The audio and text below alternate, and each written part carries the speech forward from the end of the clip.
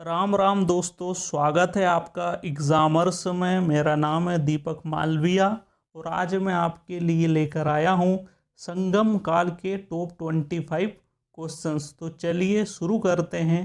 आज का हमारा पहला प्रश्न है, संगम काल में संगम शब्द का क्या अर्थ है? तो इसका सही आंसर है, तमिल विद्वानों की सभा को कहा जाता है। संगम काल में संगम शब्द तमिल विद्वानों की सभा को कहा जाता है।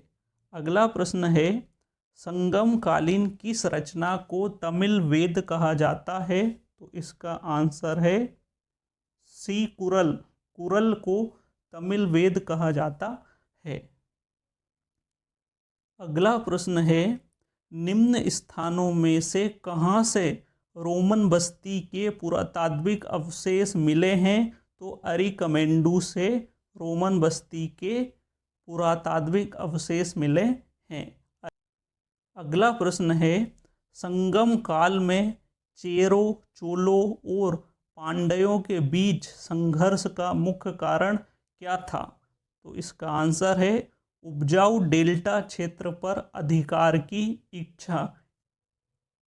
अगला प्रश्न है, किस संगम साहित्य कृति में उल्लेख है कि आर्यों ने विवाह का अनुष्ठान और समारोह प्रारंभ किया?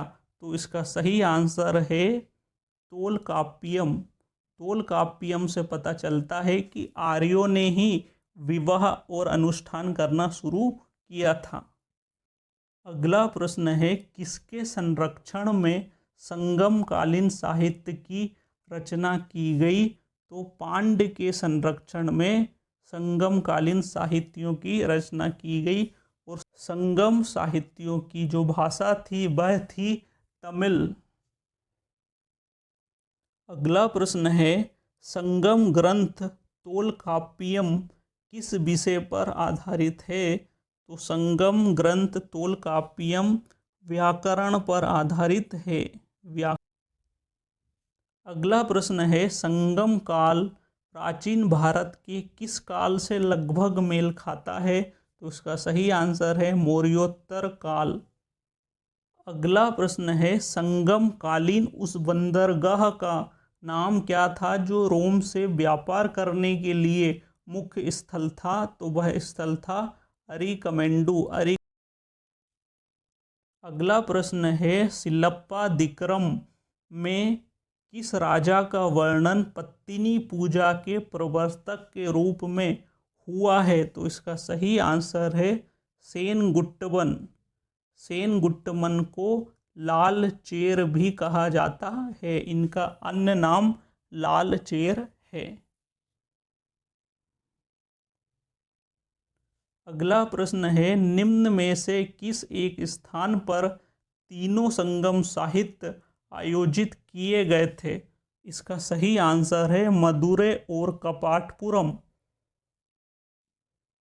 अगला प्रश्न है, निम्न में से कौन सा दस्तावेज दक्षिण भारत के मुसिरी नामक स्थान पर आगज़्ब के मंदिर का साक्ष्य प्रस्तुत करता है? तो इसका सही आंसर है पेरिप्लस ऑफ द इरीथ्रियन सी।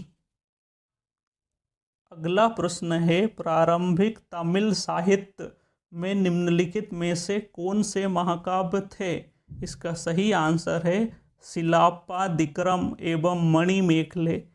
अगला प्रश्न है, तमिल में महाभारत के सर्वप्रथम अनुवादक थे? तो इसका सही आंसर है पेरुदेवनार।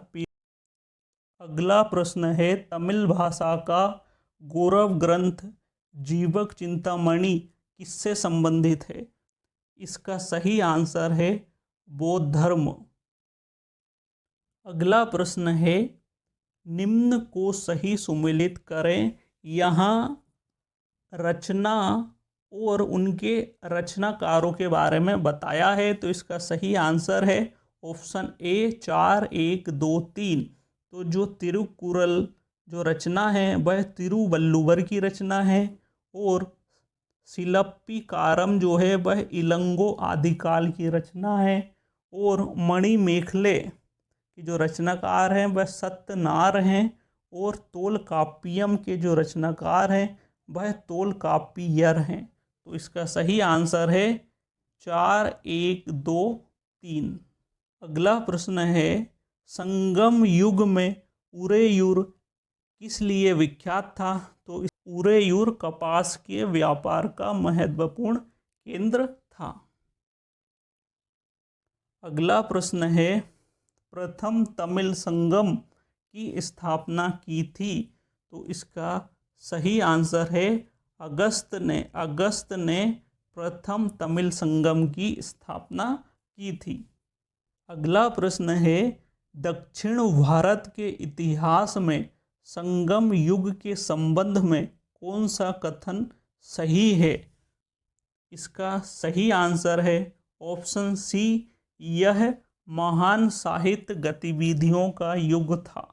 जो संगम युग था वह महान साहित्य गतिविधियों का युग था। अगला प्रश्न है, तोंडी एक समृद्ध पत्तन था? तो यह चेरों का एक समृद्ध पत्तन को बंदरगाह भी बोला जाता है। तो तोंडी जो बंदरगाह था वह चेरों का बंदरगाह था। अगला प्रश्न है, संगम ग्रंथों में उल्लिखित मुरुगन किस देवता से समानता रखते थे? तो वह स्कंद नामक देवता से समानता रखते थे।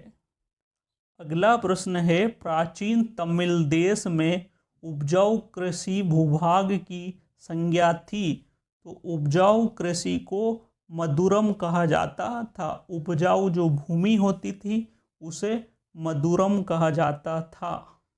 अगला प्रश्न है, संगम साहित्य में कावेरी पत्तनम का संबंध किससे है?